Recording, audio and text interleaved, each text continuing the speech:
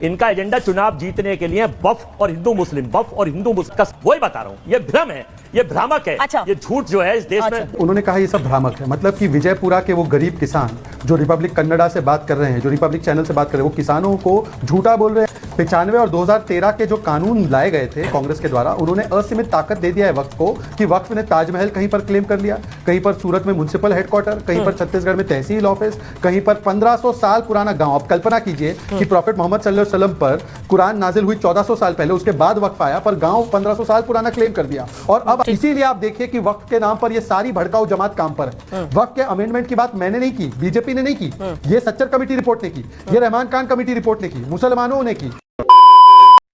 स्वागत है आप सभी का एक और धमाकेदार डिबेट शो में। आज की डिबेट चल रही थी वक्फ बोर्ड के असीमित पावर को लेके, क्योंकि आप सभी ने न्यूज या फिर कहीं आर्टिकल में तो पढ़ा ही होगा कि वक्फ बोर्ड चाहे तो किसी की भी प्रॉपर्टी पे हो जब चाहे मनमाना क्लेम कर सकता है।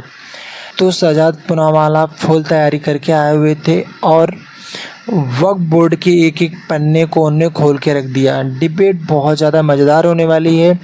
आप सभी इस डिबेट के बारे में क्या राय है कमेंट सेक्शन में ज़रूर बताना।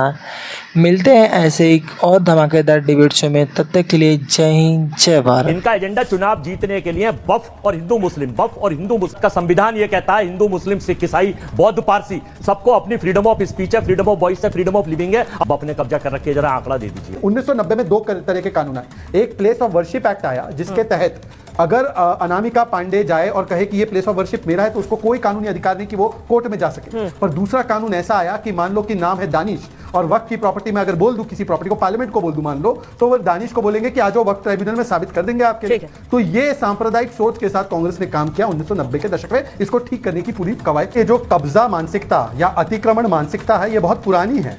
95 और 2013 के जो कानून लाए गए थे कांग्रेस के द्वारा, उन्होंने असीमित ताकत दे दिया है वक्फ को कि वक्फ ने ताजमहल कहीं पर क्लेम कर लिया, कहीं पर सूरत में म्युनिसिपल हेडक्वार्टर, कहीं पर छत्तीसगढ़ में तहसील ऑफिस, कहीं पर 1500 साल पुराना गांव। आप कल्पना कीजिए कि प्रॉफेट मोहम्मद सल्लल्लाहु अलैहि वसल्लम पर कुरान नाजिल हुई 1400 साल पहले, उसके बाद वक्फ आया, पर गांव 1500 साल पुराना क्लेम कर दिया। और अब आपने हाल ही में देखा है कि कैसे कर्नाटका में किसानों की जमीन हड़पने का, और कर्नाटका में देखिए जमीन से जुड़ी हुई कांग्रेस है, तो कभी मुड़ा का स्कैम, अब वक्फ के नाम पर किसानों की जमीन लूटने का। तो मैं बहुत दिनों से सोच रहा था कि वक्फ के नाम पर कांग्रेस इतनी उतावली क्यों हो रही है, अब समझ में आया कि देश भर के किसानों की जमीन लूट कर अपने वोट बैंक को देनी है वक्फ के माध्यम से। इन्होंने ओबीसी का आरक्षण भी छीनकर मुसलमानों को दिया है कर्नाटका में। वैसे ही मुसलमान वोट बैंक को खुश करने के लिए वक्फ के मॉड्यूल से वो चाहते हैं कि जो भी किसान की जमीन हो, जो भी किसान की संपत्ति हो, वो छीन कर वो दे देंगे। और इसकी शुरुआत उन्होंने कर्नाटका से की है। इसीलिए आप देखिए कि वक्फ के नाम पर ये सारी भड़काऊ जमात काम पर है। वक्फ के अमेंडमेंट की बात मैंने नहीं की, बीजेपी ने नहीं की, ये सच्चर कमेटी रिपोर्ट ने की, ये रहमान खान कमेटी रिपोर्ट ने की, मुसलमानों ने की। वक्फ रिफॉर्म होगा तो लैंड ग्रैबर्स के खिलाफ जाएगा और जो बेवा, यतीम, गरीब, ये सब मुसलमान है, उसको फायदा मिलेगा। 9 लाख एकड़ की प्रॉपर्टी में 200 करोड़ की इनकम है, उन गरीबों को इनकम मिलेगी, इसकी उनका फायदा मिलेगा। पर अजय वर्मा और जो कांग्रेस पार्टी है, इनका षड्यंत्र है कि किसानों की जमीन छीन कर वक्फ के नाम पर कर दे, मंदिरों को वक्फ के नाम पर कर दे, जो हिंदुओं की प्रॉपर्टी है वक्फ के नाम पर कर दे। इसीलिए वो शायद इस प्रकार के कानून का समर्थन कर रहे हैं और संशोधन नहीं करना चाहते। वही बता रहा हूं, ये भ्रम है, ये भ्रामक है। अच्छा। ये झूठ जो है इस देश में। उन्होंने कहा ये सब भ्रामक है, मतलब कि विजयपुरा के वो गरीब किसान जो रिपब्लिक कन्नडा से बात कर रहे हैं, जो रिपब्लिक चैनल से बात कर रहे हैं, वो किसानों को झूठा बोल रहे हैं। अजय वर्मा, कांग्रेस पार्टी उनको झूठा बोल रही। दूसरी बात, अजय वर्मा लाल संविधान लेकर घूमते हैं। लाल संविधान में ये पारसी, जैन, ईसाई, सिख, इनके लिए कोई ऐसा वक्त का अरेंजमेंट है क्या? अनामिका जी बताओ, हिंदू समाज के पास है कोई ऐसा अरेंजमेंट? हिंदू समाज तो बेचारा जो है वो टेंपल पे टैक्स भर देता है और यहाँ पर अपनी जमीन जो अच्छी लगे जमीन, अब पता नहीं कल रिपब्लिक ऑफिस अच्छा लगेगा, अजय वर्मा जी बोलेंगे किसी को, वो वक्त घोषित हो जाएगी, फिर उनकी हो जाएगी। ये वक्फ बोर्ड है क्या? सबसे पहले तो वक्फ बोर्ड के अंदर से आपको इस्लाम और मुसलमान दोनों नाम को सेपरेट करना पड़ेगा, क्योंकि वक्फ बोर्ड गवर्नमेंट है। कही कि देखिए ये तो गवर्नमेंट बॉडी है, वक्फ इज गवर्नमेंट बॉडी, इसको मुसलमानों का मानो ही मत। तो मान्यवर जब फिर इसमें एमपी को लाया गया, डीसी को लाया गया, तो ये क्यों बोला गया नॉन मुस्लिम आ गए? कितने लोगों ने अपने बाल उखाड़ लिए उसकी वजह से, अपने सारे जो बच्चे जो भी बाल थे, मतलब ऐसे खींचने लग गए कि नॉन मुस्लिम आ गए। अरे गवर्नमेंट बॉडी तो फिर नॉन मुस्लिम को आने के लिए क्या समस्या थी भाई?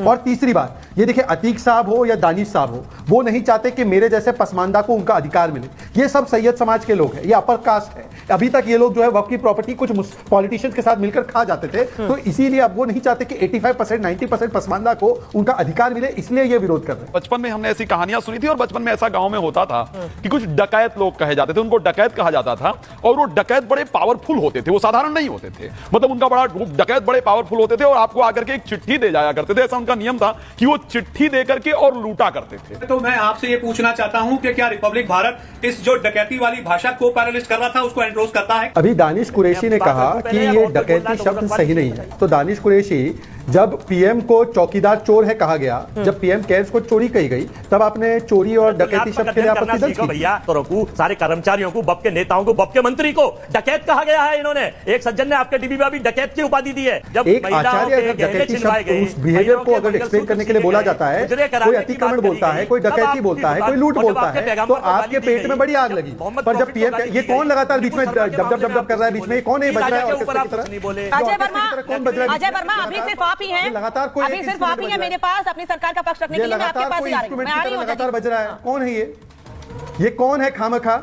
ये खामखा कौन बीच में ऑर्केस्ट्रा की तरह बज रहा है? हाँ, धन्यवाद। यहाँ पर एक व्यक्ति को देखिए, आचार्य जी बैठे हैं हमारे साथ, आचार्य जी का सम्मान होना चाहिए। उन्होंने फितरत को डकैती बोला तो उनको इतना भड़कने लग गए अजय जी। अजय वर्मा जी, जब देवता को भगवान नहीं है ये बोला गया, मंदिर जाने वाले लड़की छेड़ते हैं, हिंदू टेरर बोला गया, हिंदुत्व आईएसएस है बोला गया, 26/11 हिंदुओं ने किया, द्वारका को नाटक बोला गया, ऊपर कुंडी लगी थी, कुंडी लगी थी, कुंडी। सगे नहीं हो तो पार्टी के क्या सगे होंगे? आप क्यों लगी थी? इस्लाम के सगे नहीं हो, धर्म के सगे ऐसे टिप्पणी मत कीजिए अजय जी, प्लीज। अजय जी सभी शब्दों का इस्तेमाल कीजिए, किसी की धर्म, किसी की पर्सनल चॉइस पे कुछ नहीं बोलेंगे।